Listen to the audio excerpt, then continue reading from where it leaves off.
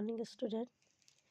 ये हमारा हिंदी बुक पाठ 13 एक बीज। आइए पढ़ते हैं इस पोयम को, एक बीज। सबसे पहले हम लोग कविता का परिचय देखेंगे, ठीक है।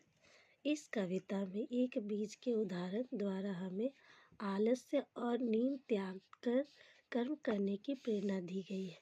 हमें क्या इस कविता में क्या परिचय में क्या समझाया जा रहा है कि आलस को छोड़ के कैसे हम अपना काम करें, त्याग करके मतलब छोड़ दें।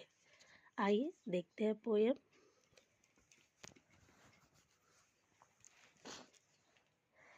एक बीज मिट्टी के भीतर गहरी नींद में सोया था, कभी न हंसता था वह, थोड़ा थोड़ा रोया था। क्या कह रहा है कवि हमें? कवि बता रहा है कि एक बीज है, ठीक है। वो भीतर में, मिट्टी के भीतर मतलब मिट्टी के अंदर वो गहरी नींद में सोया है, वो एकदम नींद में सोया हुआ है। कभी वो हंसता है और थोड़ा थोड़ा वो रोता था, ठीक है। आगे देखिए। एक दिन देखा हवा ने उसको, बहुत उसे गुस्सा आया, सोया आज भी बीज आलसी, काम न कोई कर पाया। किसे गुस्सा आया? हवा को। क्यों गुस्सा आया? क्योंकि बीज सो रहा था आलसी बन के और कोई काम नहीं कर रहा था वो। बही हवा जोरों से ऊपर, बही हवा जोरों से ऊपर बीज जाकर उठ बैठा। हवा बोली कुछ काम करो, तुम क्यों आलस करते ऐसा। जोर से हवा बही तो बीज जाके उठ के बैठ गया, ठीक है। हवा बोली कुछ तो काम करो, आलसी की तरह क्यों सोए हो। वो सोया हुआ था, आलस क्यों दिखा रहे हो। आइए पेज नंबर 100 देखते हैं आगे।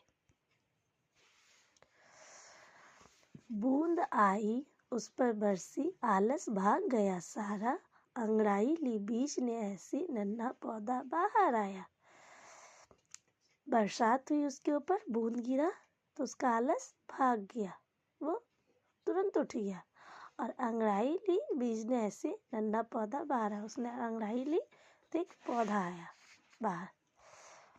उसने सोचा नहीं करूँगा अब चाहे कुछ हो आराम, जल्दी से फल फूल उगाकर आऊँगा लोगों के काम।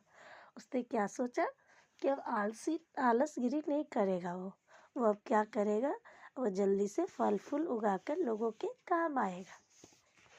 ये नन्हा पौधा सोचा। ये कविता हमारा यहीं पर समाप्त हुआ। आपको इस कविता को लर्न करना है, कॉपी में लिखना है और समझना है। जो नहीं समझ में आए, जो आपको ना समझ में आए, वो आप मुझे कमेंट कर सकते हैं या मुझे आप व्हाट्सएप पे बोल सकते हैं, ठीक है। इस कविता में हमने क्या सीखा? इस कविता में हमने ये सीखा कि आलस करेंगे तो कोई भी काम नहीं होता है। आलस को दूर भगाइए और काम कीजिए, ठीक है बच्चों।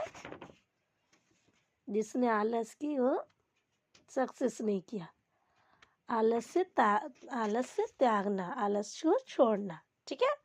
आइए हम लोग शब्दार्थ देखते हैं। भीतर, अंदर, आलसी, सुस्त, जोरों से, तेजी से। आलस, सुस्ती, अंगड़ाई, शरीर को तानना या खींचना, खिंचाव पैदा करना। क्या है? खिंचाव पैदा करना। नन्हा मतलब छोटा, ठीक है। ये वर्ड मीनिंग देखते हैं, नहीं सॉरी हार्ड वर्ड्स देखते हैं, कठिन शब्द। ये हमारा कठिन शब्द है, इसे आपको अपनी कॉपी में 3-3 बार लिखनी है, ठीक है। मिट्टी, नींद, हंसना, बूंद, अंगड़ाई, करूँगा, नन्हा पौधा, आलसी, गुस्सा। और प्रैक्टिस करना है और लर्न भी करना है, ठीक है। अब आइए मौखिक प्रश्नोत्तर। चलिए बताइए, नन्हा पौधा कहाँ सोया हुआ था? नन्हा पौधा मिट्टी के भीतर सोया हुआ था, ठीक है। Very good. हवा को किस पर गुस्सा आया? किस पर गुस्सा आया? बीज पर। हवा को बीज पर गुस्सा आया। बूंद किस पर बरसी? बूंद बीज पर बरसी। ठीक है, यह हमारा मौखिक प्रश्न उत्तर हो गया। अब आइए प्रश्नों के उत्तर देखते हैं। यह हमारा प्रश्न उत्तर, बीज को किसने जगाया? बीज को हवा ने जगाया। ख नंबर देखिए, हवा ने बीज से क्या कहा? हवा ने बीज से कहा, कुछ काम कर, तुम क्यों आलस करती हो? बीज को आलस कैसे भाग गई? बीज का आलस कैसे भागा? बीज का आलस बारिश की बूंद से भागा। बीज के अंगड़ाई लेने पर क्या हुआ? बीज के अंगड़ाई लेने पर नन्हा पौधा बाहर आया। अंत में बीज ने क्या सोचा? अंत में बीज ने सोचा कि अब चाहे कुछ हो, नहीं करूँगा आराम, जल्दी से फल फूल उगाकर आऊँगा लोगों के काम। जो पोयम है उसे ही लिखना है, ठीक है। कवि ने आपको क्या कविता से आपको क्या सीख मिलती है? कविता से बच्चों क्या सीख मिलती है? कविता से हमें यह सीख मिलती है कि आलस और नींद त्याग कर कर्म करने से हमें सफलता मिलती है। आपको कुछ अगर अच्छा इससे सीख मिला तो आप वो लिख सकते हैं अपनी कॉपी में, ठीक है। आइए आगे टेक्सचुअल एक्सरसाइज देखते हैं। अब आइए हम लोग कविता की पंक्ति को पूरी करते हैं। इस तरह का आपको पंक्ति पूरी करना है। ये आपको कॉपी में लिखना है, क्वेश्चन आंसर भी कॉपी में लिखना है, कठिन शब्द भी कॉपी में लिखना है, शब्दार्थ भी कॉपी में लिखना है, सबको कॉपी में करना है लाइन से लाइन। मैं आपको व्हाट्सएप के थ्रू आपको देते जाऊंगी असाइनमेंट। वही हवा जोरों से ऊपर बीज जाग उठ बैठा, हवा बोली कुछ काम करो, तुम क्यों आलस करते ऐसा। उसने सोचा नहीं करूँगा अब चाहे कुछ हो आराम, जल्दी से फल फूल उगा कर आऊँगा लोगों के काम। ऐसे आपको भरना है, बुक में भी और कॉपी में भी लिखना है। अब आइए पेज नंबर 102। इसमें देखिए ये कठिन शब्द है हमारा, ये कठिन शब्द ही आपको मैं दी हुई हूँ और भी इसमें ऐड की हूँ, ओके। आइए फर्स्ट, कविता में से चंद्रबिंदु की 3 शब्द ढूंढकर लिखो। चंद्रबिंदु वाला आपको ढूंढना है शब्द, उसमें तो बहुत सारे चंद्रबिंदु है, कोई भी आप 3 ढूंढ सकते हैं। मैं ये सब ढूंढी हूँ, आप चाहे तो ये लिखे, चाहे बुक से दूसरा भी चंद्रबिंदु वाला लिख सकते हैं।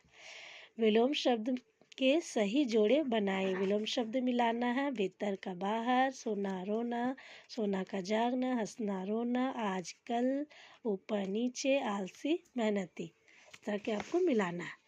अब लास्ट देखिए, इसमें क्या करना है, इसमें समानार्थक शब्द को ढूंढ के लिखना है। मिट्टी का धूल होता है। समानार्थक शब्द किसको कहते हैं? जो मिलता जुलता शब्द हो, एक शब्द का 2 अर्थ हो, ठीक है, 2-3 अर्थ हो, बहुत अर्थ हो, ठीक है, उसे कहते हैं समानार्थक शब्द। तो देखिए भीतर का मिट्टी का धूल, भीतर का अंदर, गुस्सा का क्रोध, हवा का वायु, आराम का विश्राम, नन्हा का छोटा। इसी तरह आपको लिखना। और ये आपको होमवर्क है, वाक्य बनाना है। ये आप लोग अपने से वाक्य बनाएंगे, सब अलग अलग वाक्य बनाएंगे, इसलिए मैं ये नहीं करवाई हूँ, ठीक है। आपको खुद से करना है ये वाक्य। यहीं पर आपका कविता समाप्त हुआ। आशा करती हूँ आप लोग को समझ में आ गया होगा ये कविता। चलिए, थैंक यू।